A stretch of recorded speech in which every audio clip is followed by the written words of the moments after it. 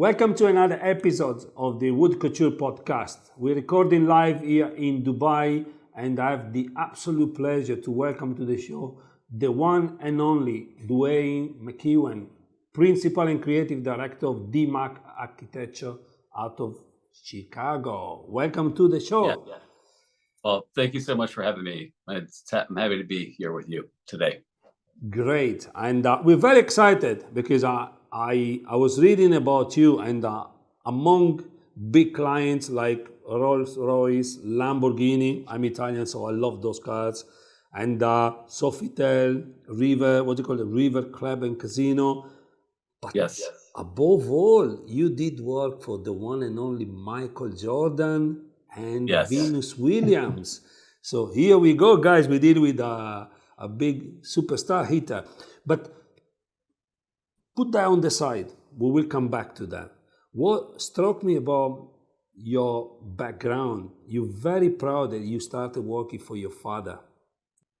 Yeah, no, that's a really important part, I think, of my development as an architect. I mean, the fact that I got to, sort of learn it from the other side of the drawings, if you will, why, and I think, honestly, I understand why contractors hate architects, because many of us don't know how to build. So that's something I think everyone in the office, take pride in, that we sort of go armed with producing good drawings. And then when we're in the field, I think we never get it given to us, the credibility, but I think we earn it through, our knowledge that we bring to each and every project. And, most recently in a project,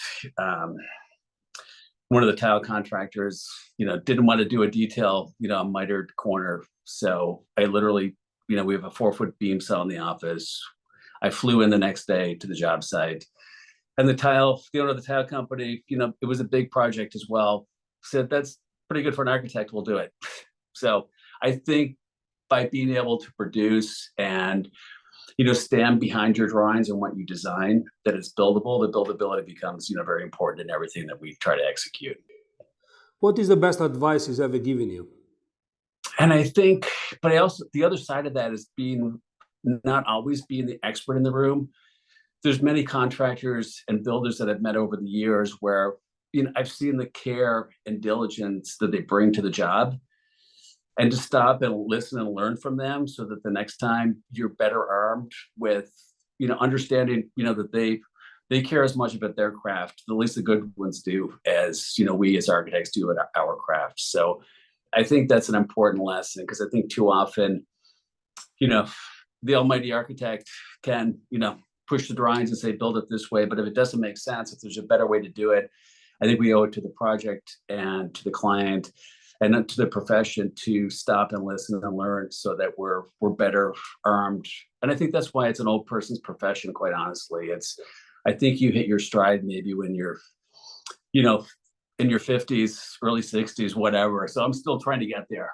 I think we're just getting started, honestly. As much great projects as we've done, I feel like we're really just getting started. Which project do you consider to be your flagship, or the one that excites you the most? The next one. Yeah. But I think, I say that in sort of joking, but not really. But I think the creative process is one and such where we don't necessarily get to build 100% of what we want to because of budget constraints, zoning codes, all the stuff that, the real world issues that we deal with every day. And I think the success of every project is pushing hard, but there's always that little piece that you want to make it better. And I think that's what keeps us going for the next project. It's as much as, we've been doing this fantastic project in Miami, the Automotive Country Club, that's been, we started in 2017. It's probably going to go for another couple of years. And it's a typology that we had zero experience in. And I think those are the projects that excite me the most, because I think coming armed with the right questions rather than a bag of tricks solutions that get where architecture becomes a commodity. We try to look at each project objectively, and I think we can come at it and ask the questions and maybe redefine what that space is. And I think it's, we did that, I think, with American Airlines. I think we're doing it with the Automotive Country Club here in Miami as well. And I think, expertise can not necessarily be the best answer for every if it becomes a commodity, it's not the best answer. Where if you know the answer before you start, I don't know if it's necessarily architecture. It sort of stifles a creative process. So I think that's what I love about what I do, is meeting people that, again, are as passionate about their craft or what they do. And, going back to my first project in 1995, it was a hair salon for a celebrity hair guy in Chicago. And I thought it was just a hair, they just cut hair. But when I started, meeting them and talking to them, I mean, they had the passion for cutting hair, and that's why they're so good at what they do, as I did for trying to create this wonderful space for them. So that was, again, being aware of the situation and listening to the client and realizing that, what we do for them matters. It's not just an ROI on the design, but they take pride in the work that they do as well. I love in your biography, you defined yourself as storytelling, and you tell a story on everything. Even the club you did, the automotive club in Miami, even the artwork. You say, hey, I took some inspiration from sounds of cars, and because you are an artist, you're not only an architect, you're a sculptor. So you basically complete everything. And I think it's an old view of architecture as well, where if you go back to Michelangelo or some of the greats, he didn't design the building and have somebody and sub out the interiors. It was sort of this, it contained the arts. It was this, one statement. And I think often we get asked, who does your interiors? Well, we do. We do everything. And sometimes we get asked, well, who's the architect of record? We are. We do. I mean, we don't always do everything, but we like to have our arms around the whole project. And I think in the sort of narrative or storytelling, it's not really about applying the story to the project. It's more of sort of trusting the process. And in the case for the Automotive Country Club, I think I did 50 or 100 trips to Miami during COVID. During that year, I was the only one on a plane often. And I could hear there was one, the famous race car driver that's one of the founding members. I could tell that he was on track just by the sound, because it sounded different. And then we started to think about what to do for the sculpture in the clubhouse. And, what does the sound of the track look like? It's 11 turns. And started literally sketching. I got a recording of him on track and sketching. And again, I don't know if that piece would exist if I didn't come to the track so many times during that year, but it really wasn't something we started with. It really came out of trusting the process and just doing the work, and sort of being aware of the opportunities that sort of, that come out of the just sort of being aware and being on site and, talking to the client on what's important to them as well. What's your views on, I call them design philosophy, or like Feng Shui, Vastu Shastra, which is mainly from Asian people? Do you apply any of those, philosophy we to do architecture? And, some of the casino work, especially where we've done some Asian restaurants, and it becomes sort of very important whether it was the cash and which side that you enter on and exit on. We try to, if we don't have the expertise in house, we'll sort of reach out for consultants. But in saying that, we always start the process. So and if it sneaks in the back door of the design process and it belongs and it makes sense, and I think that good design naturally has a sort of feng shui, or it just feels, you're not sure why, but it feels right. And I think that comes out of the rigor of the process, excuse me, that, it's not about, and again, I don't know how to explain it, but you sort of know when it's right. And you know when it's wrong. And sometimes but sometimes even the clients say, this is great, but we'll know that, no, we need to tweak it a little bit. We can make it better. And so we sort of maybe torture ourselves and sometimes the client by making it better. And, at the end of the day, it's always worth, again, trusting the process, the rigor of doing the extra work sometimes to make it better. I like one of your quotes: the best ideas come from looking at things backwards. Take me through that one.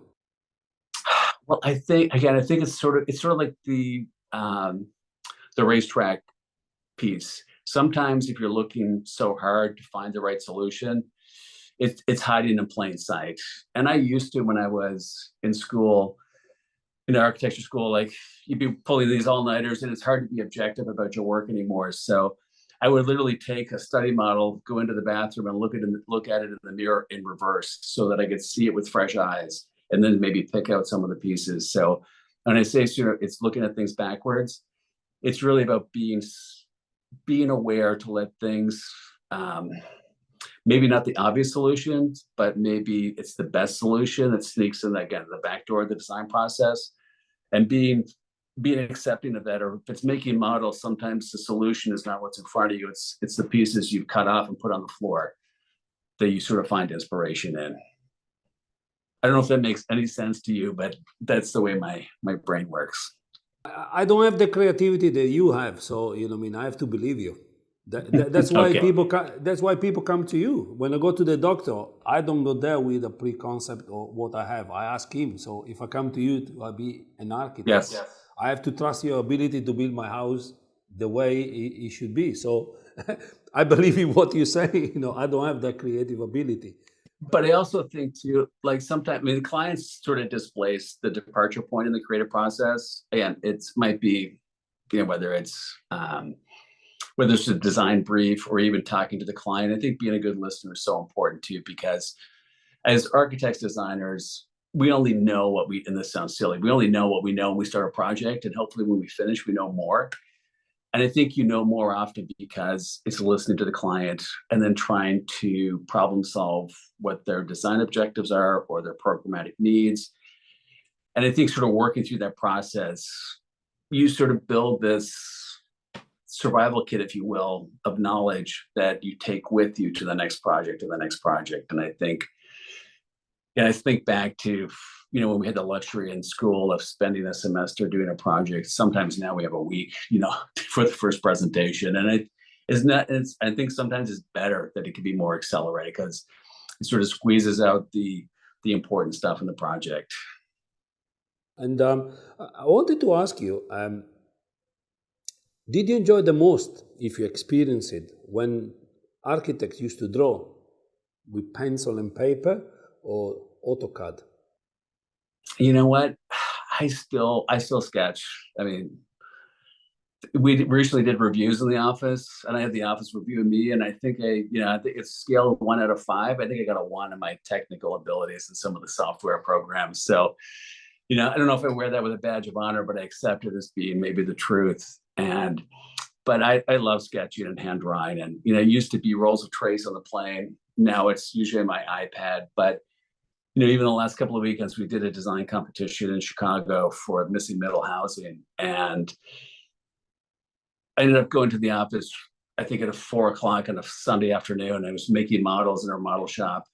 I told my wife I'd be home at 8. She called me at 2 a.m. It's like, where are you?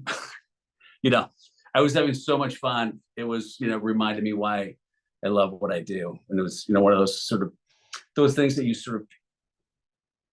love to do, but when you're running a practice, you rarely have time to do those things anymore. So I'm sort of trying to find a way back to some of that sort of, that sort of process of creating and building. And I think it's a recentering thing, at least, for me, it is. Another of your quote is, hospitality is all about experiences. Do you think that hospitality now provides those experiences? I think what I mean by that is really that, it should hit you here. It should hit you in the heart. I mean, it's a visual art, but I think there's so many cases of, and I think Pinterest has a lot to do with this, honestly. I've seen so many projects that it feels like a Pinterest parade of ideas, but they're somebody else's ideas, and they're not the ideas aren't really sort of baked into the project, that it has its own soul.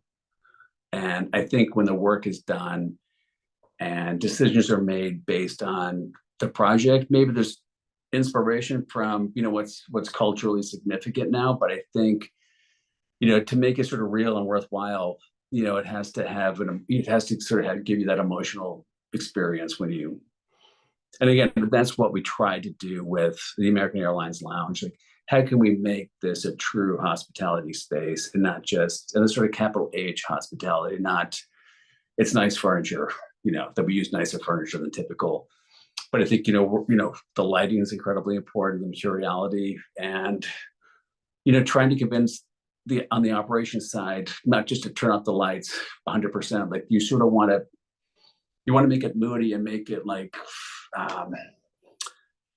it's just a great space to be in. And we've heard through even the operations team that for flights that are delayed, people are not upset, or at least not as upset in our lounge that we designed as in the other lounges in the airport. So I think it does have a calming effect.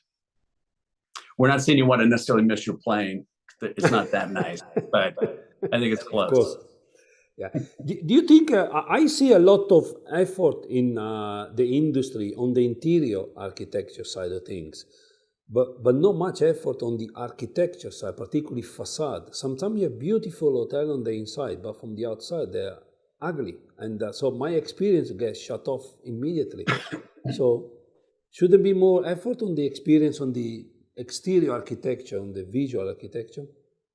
I mean, I think so. I mean, I totally agree. And I think, how do you sort of take this holistic experience where the architecture and interiors aren't, they're a singular statement. And often, obviously, there's hotels that are being renovated and updated. Like we're renovating Hilton O'Hare right now. And, it's a building that was built many, many years ago, and we're not touching the exterior. But, we're trying to act on how you perceive the exterior by how we maybe light it on the interior when you see through the glass.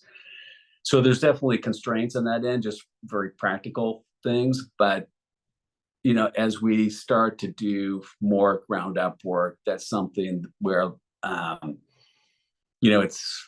agree with you 100% that, I think some of the exterior work can be more ambitious, if you will. And I think there's an ROI in good design too. So sometimes it's just convincing developers that the lowest common denominator is not necessarily the right answer every time. We define the FF&E, the dress of the hotel, and the artwork, the lipstick, but not many people give so much effort on the artwork. What's your views? I mean, I think the artwork should support the main idea, not necessarily be the ideal. I mean, too often, we've seen projects where maybe the room layout's typical, it's what you would expect, and it becomes this sometimes suffocating with the FF&E. Like, again, how do you sort of curate the artwork, the FF&E, the experience? And I sort of go back to that, hospitality space. It should be this emotional experience. It's not like, oh, it's a beautiful dresser, it's a beautiful desk.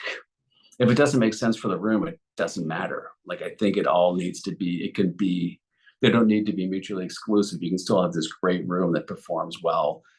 And, often, I'll go into hotel rooms, especially some of the boutique ones, and I'm stacking the furniture in the corner so I can move around the room. Sometimes there's too much stuff, honestly. I'm talking to you from I literally took the mini bar fridge. It's in the middle of the room, in a hotel room, and with 2 garbage cans on top and a makeshift desk because I couldn't move the desk, but I'm okay. Here we go. Live example. Yes. And yes. What's in your bucket list of things to do in the next 5 years? I mean, we want to do more ground up work, guaranteed. And to your point, like, have more, not, I wouldn't, control is not even the right word, but to work with, a developer that's, wants to do good work, that's, to do something that matters to me, because I think architecture really should give back to the urban landscape too. It's not just about sort of taking square footage away. It's about, you're defining the streetscape. You need to give something back. So I think to be good citizens does mean like being good architects and doing these buildings that, affect not only the bottom line of the developer, but, what those cities are like to live in as well, which I think is, again, I think there's more value for the developer on that side if both of those objectives can be achieved. And it doesn't necessarily cost more. Sometimes it can cost less, to be thoughtful about the design and how it's built and the buildability and all the other things that matter. How does it feel when you watch your favorite basketball team and player playing, and then he's going to end up to be your client. How is it working with people like Michael Jordan? You know what? It was an interesting project because we at the outset, and we've done 3 or 4 restaurants for him. I've met him, maybe 3 or 4 times. He wasn't necessarily super involved in the day to day, but I remember one of the openings, and if you sort of all the research, his trash talking is legendary. And I remember asking him one of the openings, he said, "I love the space. It's amazing." I said, "Michael, I learn more from what you don't like than what you do like." And he gave me this look. I would tell, don't worry, I would tell you if I didn't like it, but it was very in sort of jest. So I think, when we worked on that project, we wanted to make sure that it didn't become a museum of artifacts from Michael Jordan. We wanted to sort of, tell the story of his life. And, one of the steakhouses, thinking about, most steakhouses have walls of fame, the people that come in to their steakhouses. Well, it's a Michael Jordan steakhouse. There's only one person on the wall of fame, and it's Michael. So we built this very delicate cage, and it's the fact that he defied gravity, seemingly defied gravity. The wall of fame wasn't even a wall. It was just this very delicate steel structure that these frames floated. They didn't even obey the geometry. They some slipped around the corners. So it became, again, sort of thinking about the process and, if we're doing a Michael Jordan wall of fame, how do we replicate this? It tells another story beyond the photos in terms of how they even engage the space. So it's a fun project for sure. Is it more challenging to deal with people like him or to deal with people like Venus Williams, that she's very into, creatives, and she's a design firm owner, so she understands design. So where is the challenge of dealing with somebody like her? So we did the flagship for the Midtown Athletic Club in Chicago, and Alan Schwartz. I went to Bangkok with him to do some training facilities in Thailand. He was the head of the USTA. So, and long story, but the Williams sisters, had come through their club. They knew Alan. They knew everyone. So when we're doing this massive renovation, close to $100 million build of their club, it came up like, why don't we ask Venus to do one of the hotel rooms and the tennis lounge?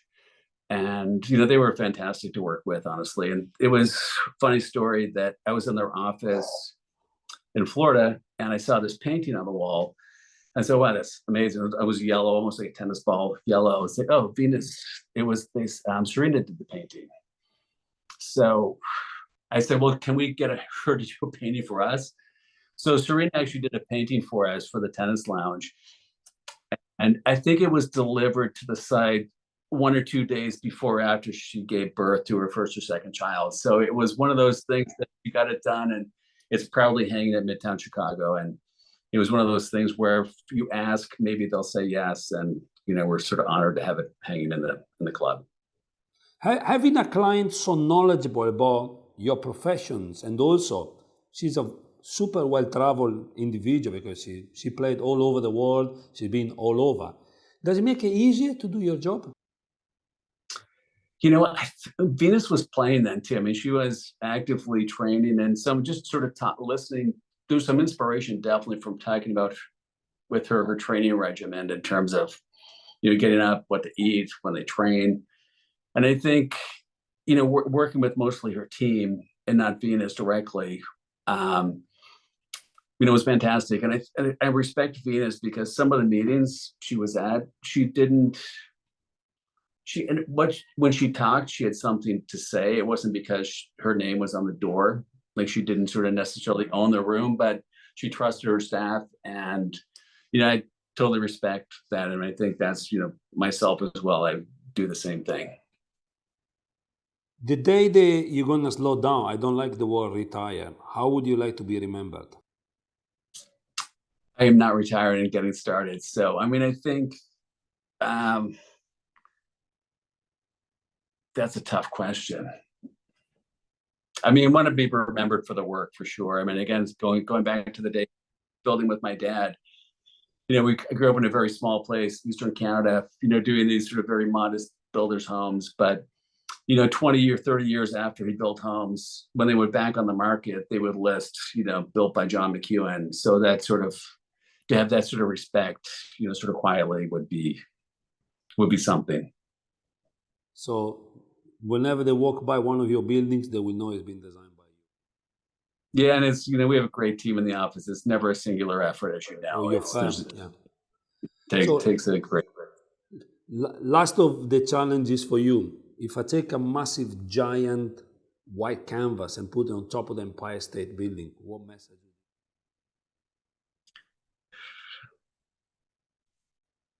That design matters. You know, we got to keep moving forward.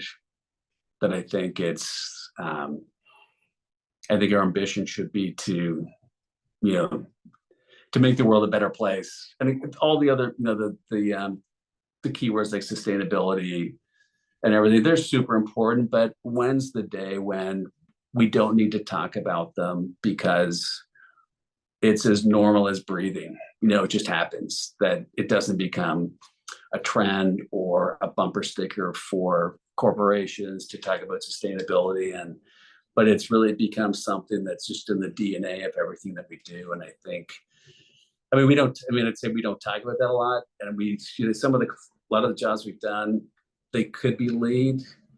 We didn't necessarily, I mean, I think the spirit of the project was we wanted to do the right thing and did the right thing. The client did, but they didn't, like Midtown's an example, they didn't need the bumper sticker or the trophy to say it was LEED Gold. But we still adopted those principles of doing the right thing.